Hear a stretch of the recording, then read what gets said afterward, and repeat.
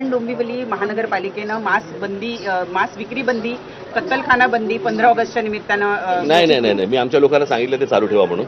कळलं का? पहिली गोष्ट आपण बघितली पाहिजे, महानगरपालिकेला या सगळ्या गोष्टींचे अधिकार नाहीत आणि कोणी काय खावं आणि कोणी काय खाऊ नये याचे निर्णय सरकार आणि महानगरपालिकांनी करू नये.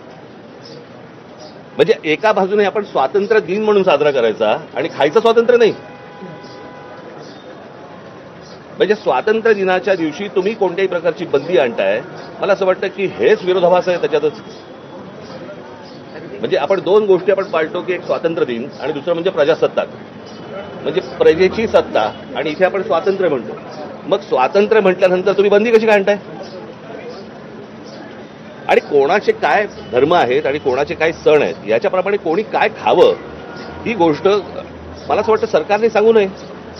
कोणत्याच सरकारने सांगू नये की कोणी काय खाल्लं पाहिजे आणि कोणी काय नाही खाल्लं पाहिजे. मी आता कोणाकडे तरी ऐकलं की ह्या 1988 साली काहीतरी हा कायदा वगैरे आणलाय. मला असं वाटतं तो 88 साली आणला असेल, नाही तर आता आणला असेल. मला असं वाटतं कोणत्याही सरकारने या गोष्टींचा विचार केला पाहिजे की स्वातंत्र्य दिनी आपण लोकांचं स्वातंत्र्य हिरावून घेतो आहोत. हे कोणता स्वातंत्र्य दिन? मी 16-17 पासून बोलतोय तेव्हा 16-17 सालापासून मी बोलतोय ना. बाकीचे आत्ता बोलायला लागले. मुंबई महानगरपालिकेतली मग मतदार यादींची तपासणी